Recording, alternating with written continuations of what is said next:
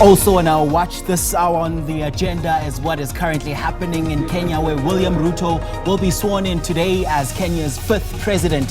Stand by for this, as we're going to be bringing you everything that you need to know about this particular story. And of course, this is of course all coming out of Kenya there, and this is a story that we are closely watching for you, as engagements as well as celebrations are due to start any moment from now on. And of course, for that, we are joined by SABC international editor Sophie Mokoena, now in studio, who's going to be speaking to us right now. Sophie, it's great to have you on the program. So this is rather a momentous occasion happening currently in Kenya.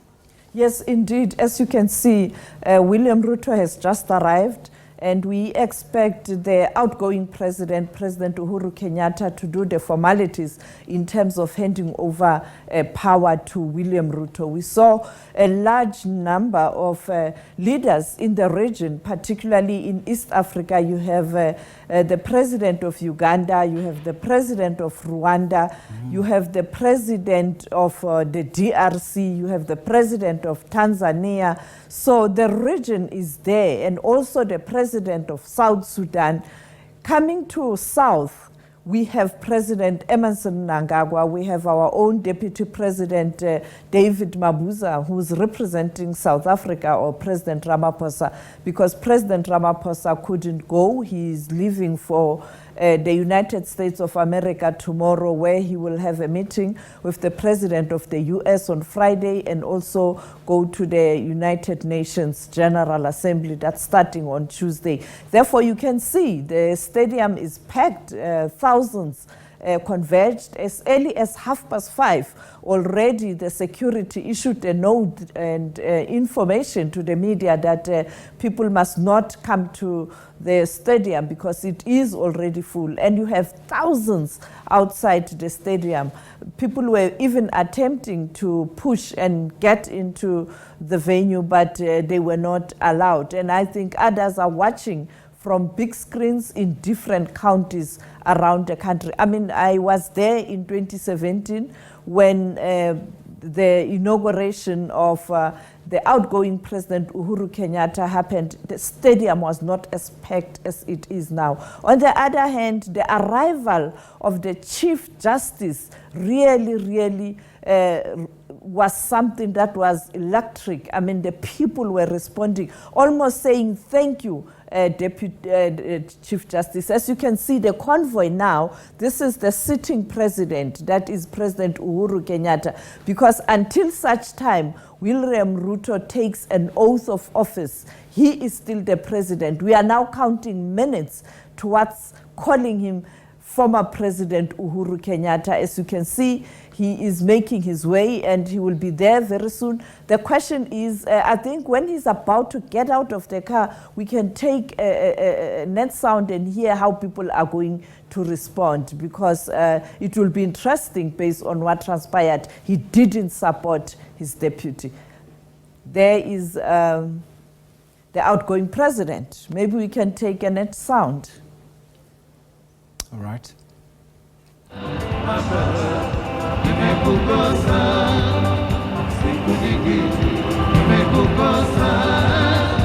Asante sana Maroon Commandos, asante Maroon Commandos. Thank you, Shikilia Maroon. Thank you, thank you. Yeah, you can hear, I think now the president will take a final lap saying goodbye to Kenyans as their former commander-in-chief, and now the incoming commander-in-chief, William Ruto. So, Sophie, would you say this is symbolic of what we would call a maturing government after, they held a peaceful elections? This was after, I remember me and you also had some engagements during the election itself, after fears of post-election violence. Would you say this is a sign of, a maturing government? It is. I mean, this is not the first time. We had a similar incident in 2017 where the front runner, another front runner, didn't want to accept the results, and therefore this is not the first time, and they were able to navigate that problem, and finally after the rerun, Uhuru Kenyatta became the president. Now this time around you have William Ruto the Electoral Commission announcement was not accepted by his competitor, Raila Odinga. They went to court and the court pronounced, and while Raila Odinga is sulking, he even issued a statement that he's out of the country. He's not going to attend because he doesn't accept the outcome of the court. And also you have the lady who was supposed to be the deputy president, his running mate, playing golf this morning. So, but unfortunately, the visuals that are coming out of the stadium and outside the stadium and in the country in general, and the attendance speaks to how people have kind of moved forward. Kenyans are tired of politicians abusing them and them losing their lives just for supporting individuals. Interestingly, Sophie, I was actually having just a mild conversation earlier on about the outgoing president, who you've also just mentioned right now, Uhuru Kenyatta, who had initially backed Odinga, finally congratulating Ruto only yesterday. What does this say about the dynamics? Well, clearly he was in denial, but he had no choice because he had to do certain formalities in terms of the rituals of Kenya when you hand over power. Therefore, he had no choice. I mean, it was an 11th hour, and I think he had no choice because he knew that he has to be in the stadium today to hand over to William Ruto. There he is. He has just entered the stadium saying goodbye. We saw him saying goodbye to the military this week, being pulled out of the barracks as part of saying, now we are expecting a new commander-in-chief. Now, here he is, to the nation, to the region, to the continent, and to the world, that goodbye, I'm done, and now you have a new man at the helm. Interestingly, I was also just going to just bring this conversation home just a little bit, Sophie, and talk about the relations that South Africa continues to enjoy with Kenya. Very strong relationship. You know that in terms of trade in East Africa, this is our largest trading partner. And therefore, the relationship is quite sound. We saw the visit of President Uhuru Kenyatta in South Africa not so long ago. He even went to Gqeberha, he visited many places. That spoke to the relationship. I mean, he chose South Africa as part of his farewell tour. And it wasn't not the first time he has visited South Africa. He did visit South Africa some years ago during President Jacob Zuma's tenure. And therefore, the relationship are very, very strong. And I have no doubt that the president decided to send the deputy president to demonstrate the support. Let's take a listen at the formalities.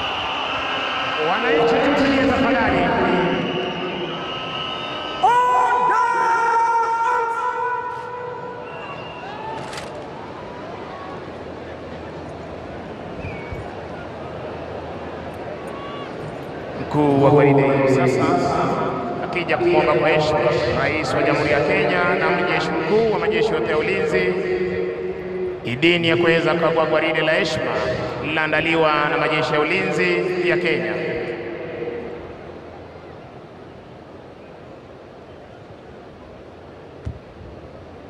Your Excellency, Guard of Honor. Okay, those are some of the proceedings coming out of Kenya right now as the president-elect is about to be inaugurated. So we still have SABC News international editor Sophie Mokoena in studio with us. Sophie, I want us to talk about the president-elect's campaigning ticket. What were some of his selling points and what this most importantly means for the electorate? Well, I think as an ordinary countryside boy who come from a humble beginning, that's what he sold. He said, this is who I am. I don't carry a brand name. I don't carry a particular legacy in terms of previous generations. Compared to Uhuru Kenyatta, whose father was once the president of Kenya, Raila Odinga, whose father was part of the cabinet previously, you know, the Obamas. You have these three main families, that is Kenyatta, Odinga, and Obama. At some point in time, their parents were part of a cabinet, and then the other parent, Uhuru's father, became a president, and later you had Uhuru becoming a president. Therefore, it's brand names and people who are known in politics, or what we can call a Kenya political dynasty. But you had this guy who was just an ordinary member of the political parties, growing up in the ranks of the political party, the ruling party, a breakaway later joining Raila Odinga, contesting Kenyatta, and they didn't win. Later he crossed the floor, he joined Uhuru Kenyatta, and he led the campaign of Uhuru Kenyatta during his second term. During the second term, Kenyatta's campaign was very, very shaky, and it was William Ruto, a sober guy, a young guy, energetic, hard worker, who led the campaign, and we were able to see Uhuru taking the second term. But unfortunately, there was a fallout, and Uhuru decided to support Raila Odinga because of historic perspective, as I indicated, that these three families, Obamas, Odingas, and the Kenyattas, were once in one cabinet, and they are a political dynasty.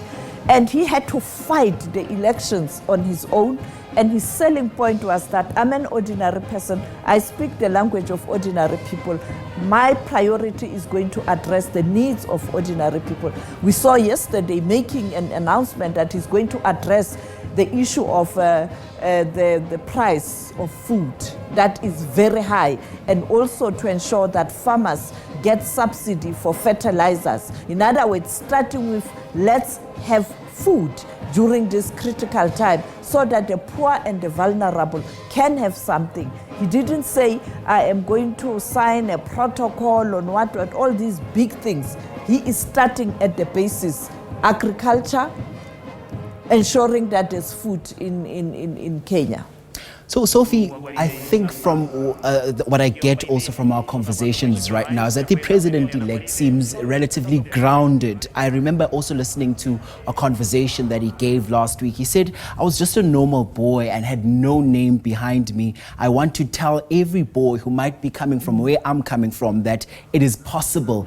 What does this inspire confidence for those very same people that he's expected to be serving?